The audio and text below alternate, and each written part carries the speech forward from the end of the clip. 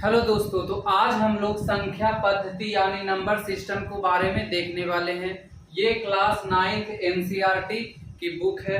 तो आज हमने इंटरनेट से क्लास 9th का चैप्टर डाउनलोड किया है। ये टोटल 22 पेज का चैप्टर फर्स्ट है, तो इसी को आज हम लोग कवर करेंगे। तो संख्या पद्धति में जो पढ़ना है, इसमें प्राकृतिक संख्या, पूर्ण संख्या, परिमेय संख्या, अपरिमेय संख्या है ना, इन सभी के बारे में पढ़ना है। परिमेय संख्या किसे कहते हैं, अपरिमेय संख्या किसे कहते हैं, दो नंबर के बीच में 5 परिमेय संख्या को निकालिए, है ना, एक परिमेय संख्या को निकालिए, चाहे √2 को नंबर लाइन पे निरूपित करिए, √3 है ना, अंडर 3.5 है, इसे नंबर लाइन पे निरूपित करिए। तो इस सभी को हम लोग आज डिस्कस करने वाले हैं। तो हो सकता है वीडियो थोड़ा लंबा हो जाए और हम शॉर्ट में बताने का कोशिश करेंगे। जैसे संख्या पद्धति की बात करें तो सबसे पहले होता है नेचुरल नंबर, प्राकृत संख्या। तो प्राकृत संख्या क्या होता है, 1 2 3 4 5 6, ये क्या हो गया प्राकृत संख्या। इसे हम लोग नेचुरल नंबर भी कहते हैं। इसे गिनती की भी संख्या कहा जाता है। इसे हम लोग कैपिटल N से निरूपित करते हैं। यदि पूर्ण संख्या की बात करें तो इसी में 0 को शामिल कर देते हैं तो क्या बन जाता है, पूर्ण संख्या बन जाता है। इसे हम लोग पूर्ण संख्या को इंग्लिश में होल नंबर कहते हैं और इसे W से निरूपित किया जाता है।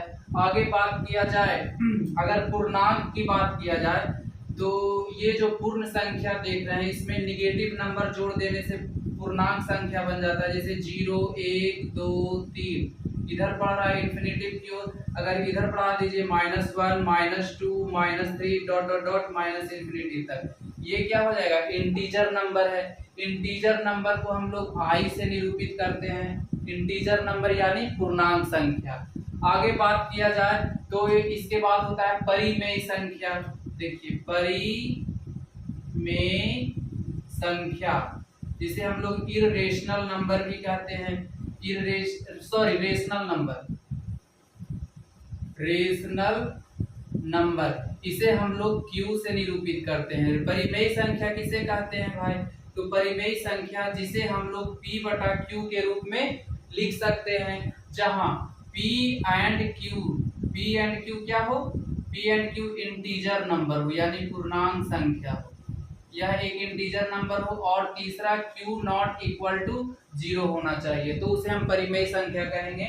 नेचुरल रेशनल नंबर, इसे Q से डिनोट किया जाता है। सबसे पहले इसे P/Q के रूप में निरूपित कर सकते हैं, जहां P और Q क्या होना चाहिए, पूर्णांक संख्या होना चाहिए, Q not equal to 0। Example की बात करें तो देखिए ये जितना भी देख रहे हैं 1 2 3, ये सब क्या है, परिमेय संख्या है। इसके नीचे में 1 छिपा हुआ है, इसके नीचे में भी एक क्या है, छिपा हुआ है, ये सब क्या हो जाएगा, परिमेय संख्या। ये सब क्या हो जाएगा, सब का सब परिमेय संख्या का है कि नीचे में एक इसका छुपा हुआ है। अगर अपरिमेय संख्या की बात करें तो देखिए इसमें अपरिमेय संख्या की बात करें तो इसमें IR जोड़ दीजिए। इररेशनल नंबर किसे कहते हैं, जिसे P/Q के रूप में नहीं लिखा जा सकता है, जहां P एंड Q इंटीजर होना चाहिए और Q नॉट इक्वल टू 0 होना चाहिए, उसे हम लोग अपरिमेय संख्या यानी इररेशनल नंबर कहते हैं। तो जैसे कि इसका अगर एग्जांपल की बात किया जाए तो एग्जांपल हो जाएगा इररेशनल नंबर का √2 √3 √5, है ना, ये सभी इररेशनल नंबर हो गया। जैसे 1.40 440 440 डॉट डॉट डॉट, ये आगे बढ़ता ही जा रहा है, इररेशनल नंबर हो जाएगा। पाई क्या है, इररेशनल नंबर है। इसे हम लोग, इन सभी को हम लोग P/Q के रूप में नहीं लिख सकते हैं। तो आपको समझ में आ गया होगा कि रेशनल नंबर क्या है, इररेशनल नंबर क्या है। आगे देखते हैं क्या दिया हुआ है इसमें। तो इसमें आगे दिया हुआ है कि जैसे देखिए जितना भी नेचुरल नंबर है सब का सब होल नंबर हो जाएगा। होल, जितना भी होल नंबर है उसे हम लोग इंटीजर नंबर भी कह सकते हैं। जितना भी इंटीजर नंबर है वो परिमेय संख्या हो सकता है। अब आगे बात किया जाए तो आगे है वास्तविक संख्या यानी रियल नंबर। परिमेय संख्या और अपरिमेय संख्या के समूह को हम लोग वास्तविक संख्या कहते हैं यानी रियल नंबर। रियल नंबर, जैसे परिमेय संख्या है और अपरिमेय संख्या है, तो दोनों को मिला दीजिए। रेशनल नंबर और इरेशनल नंबर दोनों के समूह को अगर मिला देते हैं तो क्या बन जाता है? Real number. रियल नंबर यानी वास्तविक संख्या, वास्तविक संख्या बन जाता है ना। फिर आगे जो दिया हुआ है कि अगर दो परिमेय संख्या के बीच में यदि परिमेय संख्या निकालना हो तो कैसे आप निकालेंगे? जैसे दो नंबर दिया हुआ है, 2 है और 3 है, 2 और 3 के बीच में एक परिमेय संख्या निकालिए, तो कैसे निकालिएगा? दोनों को जोड़ के 1 से 2 से भागा दे दीजिए, दोनों को जोड़ के 2 से भागा दे दीजिए, तो क्या हो गया? 5/2। एक रेशनल नंबर आ गया, एक परिमेय संख्या। यदि कहेगा मान लीजिए 2/5 है और कुछ भी है 4/7 है, तो इन दोनों के बीच में एक परिमेय संख्या को ज्ञात करें, तो दोनों को जोड़ के 2 से भागा दे दीजिए, हो जाएगा। दोनों को जोड़ के और 2 से भागा दे दीजिए, एक परिमेय संख्या निकल जाएगा। यदि कहेगा दो परिमेय संख्या के बीच में 5 परिमेय संख्या को निकालिए। कितने परिमेय संख्या को? 5 परिमेय संख्या को। तो सबसे पहले देखिए कि दोनों में कि बड़ा कौन है, छोटा कौन है। छोटा को आगे रखेंगे, 4×5 = 20 और 7×2 = 14, ये बड़ा है। अगर दोनों के बीच में 5 परिमेय संख्या निकालने कहेगा तो सबसे पहले इन दोनों का जो हर है उसको समान कर लीजिए। हर को समान करने के लिए क्या करना पड़ेगा? इसमें 7 से गुना कर दीजिए, 5 × 7 = 35, इसमें 5 से गुना कर देंगे, इसमें ऊपर नीचे 7 से गुना करें तो 7×2 = 14, अब 5 × 7 = 35, फिर इधर 5 से गुना करिए, 5 × 4 = 20, 7 × 5 = 35, जैसे है ना। तो इसमें क्या हो गया? हर दोनों का समान हो गया। इस अगर देखिए यहाँ पे हम लोग 7 से गुना कर रहे हैं तो मान बराबर रखने के लिए ऊपर भी 7 से गुना करना पड़ेगा। अगर यहाँ हम 5 से गुना कर रहे हैं तो ऊपर भी 5 से गुना करना पड़ेगा, ये ध्यान रखिएगा, इसी लिखिए, ये आपको समझना पड़ेगा। तो अब इसके बीच में 5 परिमेय संख्या निकाल लीजिए। 15/35, 16/35, 17/35, 18/35, 19/35, ये क्या है? इसके बीच में 5 परिमेय संख्या हो गया। अगर 10 परिमेय संख्या का था तो 10 भी निकाल सकते थे। जैसे कि अगर इसी को और भी 2 से गुना कर दीजिए, ऊपर नीचे इसको भी 2 से गुना कर दीजिए, तो मान में कोई अंतर नहीं, 28/70 हो गया और इधर क्या हो गया? 40/70। यही दोनों के बीच में जितना परिमेय संख्या है निकाल लीजिए। तो यही फंडा है। अगर ए को कहेगा तो दोनों को जोड़ के 2 से भाग दे दीजिए। अगर 5 कहे, 10 कहे तो नीचे का हर समान कर लीजिए और दंदना के परिमेय संख्या को लिख दीजिए, हो गया। तो परिमेय संख्या तो निकालने के लिए आपको आ गया।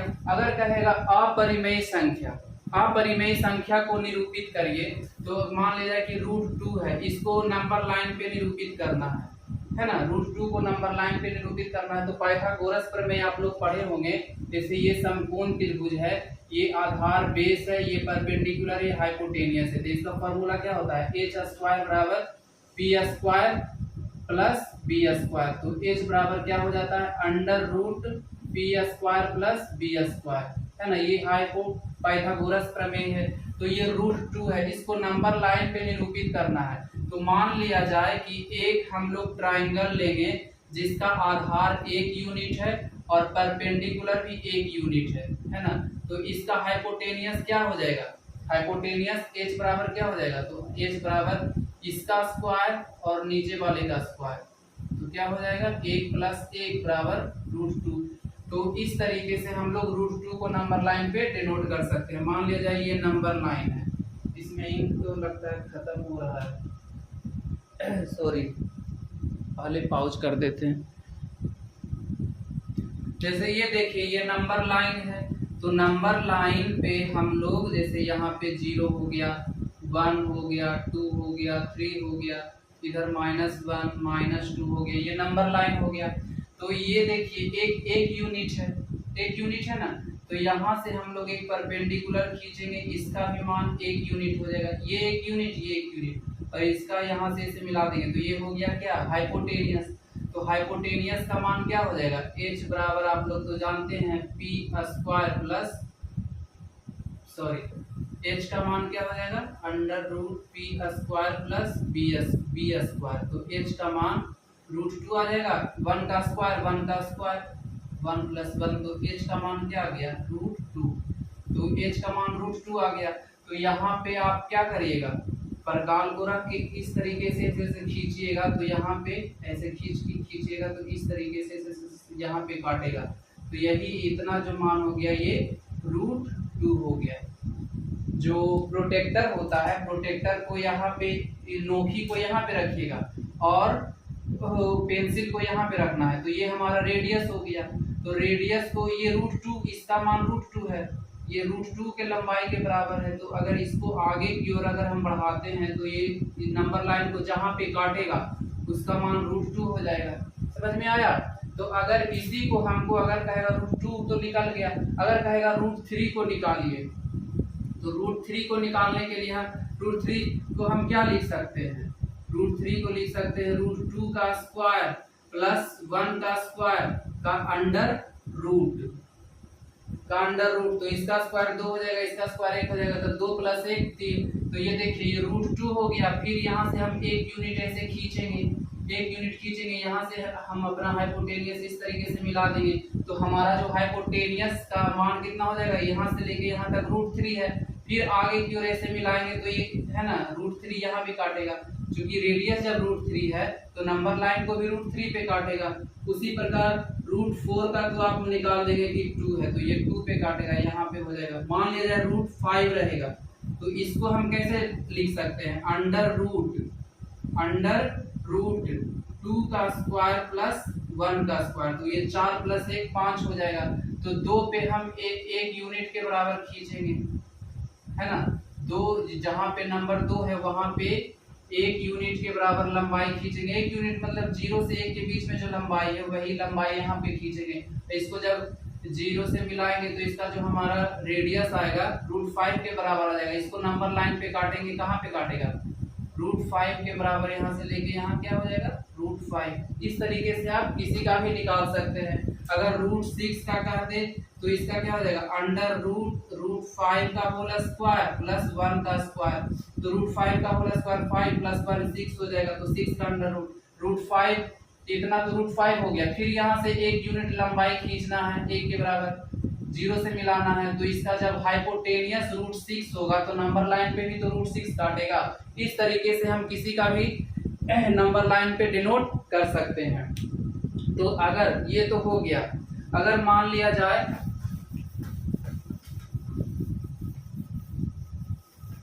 है ना, जो मेन है ना, एक होता है टर्मिनेटिंग।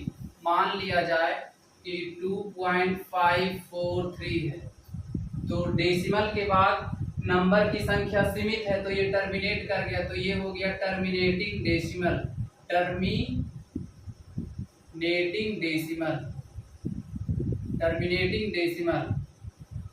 मतलब शांत दशमलव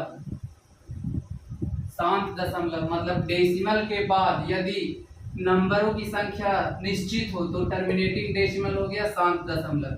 यदि डेसिमल के बाद नंबर की संख्या क्या हो, लगातार रिपीट कर 2.54545454 है ना, डॉट, तो ये क्या हो जाएगा नॉन टर्मिनेटिंग, मतलब डेसिमल के बाद नंबर की संख्या बार बार रिपीट कर रहा है, तो टर्मिनेटिंग रिपीटिंग हो जाएगा,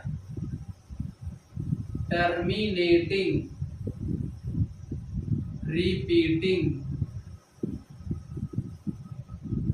डेसिमल। इसका जो हिंदी नाम है, वो हिंदी जो नाम है हम आपको बताते हैं। ये चल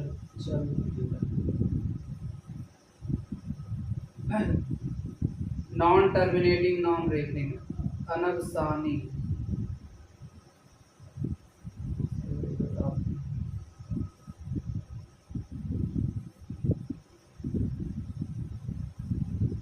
एक मिनट पॉज कर देते इसको। हाँ, तो इसका जो हो जाएगा अनबसानी अनवसानी आवर्ती हिंदी। जैसे देखिए डेसिमल के बाद नंबर की संख्या निश्चित हो तो टर्मिनेटिंग डेसिमल शांत दशमलव, मतलब ये शांत हो गया। डेसिमल के बाद नंबर बार बार रिपीट कर रहा है तो टर्मिनेटिंग तो है लेकिन बार बार रिपीट कर रहा है, रिपीटिंग ये नॉन टर्मिनेटिंग हो जाएगा, नॉन टर्मिनेटिंग हो जाएगा, है ना। नहीं मतलब शांत नहीं है तो मतलब नॉन टर्मिनेटिंग। अनवसानी आवर्ती नॉन टर्मिनेटिंग लेकिन बार बार रिपीट कर रहा है। अब देखिए 2.01 001 0001 डॉट डॉट डॉट डॉट इस तरीके से। तो डेसिमल के बाद नंबर क्या हो रहा है, डेसिमल के बाद नंबर एकदम बढ़ता ही चला जा रहा है और रिपीट भी नहीं कर रहा है। तो ये क्या हो जाएगा, non terminating, non repeating, non terminating, non repeating. इसका हो जाएगा अनवसानी अनावर्ती, है ना। तो इसमें अगर रेशनल नंबर की बात किया जाए तो ये रेशनल नंबर हो जाएगा, ये भी रेशनल नंबर हो जाएगा, लेकिन ये वाला है इररेशनल नंबर होगा। यही एक जो है इररेशनल नंबर होता है। डेसिमल के बाद नंबरों की संख्या निश्चित है तो टर्मिनेटिंग डेसिमल। डेसिमल के बाद नंबर बार बार रिपीट करे तो नॉन टर्मिनेटिंग लेकिन रिपीटिंग हो जाएगा, अनवसानी आवर्ती, ये भी रेशनल नंबर हो जाएगा। लेकिन डेसिमल के बाद जो नंबर्स है अनंत तक जा रहा है और रिपीट भी नहीं कर रहा है तो नॉन टर्मिनेटिंग अशांत है और नॉट रिपीटिंग रिपीट भी नहीं कर रहा है तो अनवसानी आवर्ती, अनवसानी आवर्ती। तो यही था हमारा नंबर सिस्टम। तो इसमें और कुछ तो दिया हुआ है नहीं इस चैप्टर में। एक है परिमेयीकरण, है ना, परिमेयीकरण। परिमेयीकरण जैसे कोई भी मान लिया जाए 2/√3 है तो इसका परिमेयीकरण जो होता है, मतलब परिमेयीकरण एक ऐसी प्रक्रिया है जिसका हर को क्या करना है, परिमेय संख्या में बदल देना है। तो 2/√3 है तो ऊपर नीचे इसको किससे गुना करना पड़ेगा, √3 से यदि गुना कर देंगे तो इसके मान में कोई परिवर्तन नहीं होगा और इसका परिमेयीकरण भी हो जाएगा, 2√3 और नीचे में 3 हो जाएगा। मतलब इसके हर को परिमेय संख्या में बदल देना, यही परिमेयीकरण होता है। जैसे 2/2 + √3 है तो इसका परिमेयीकरण करने के लिए ऊपर नीचे 2 - √3 से गुना करना पड़ेगा, यही परिमेयीकरण है। तो आई थिंक आपको ये वीडियो समझ में आ गया होगा।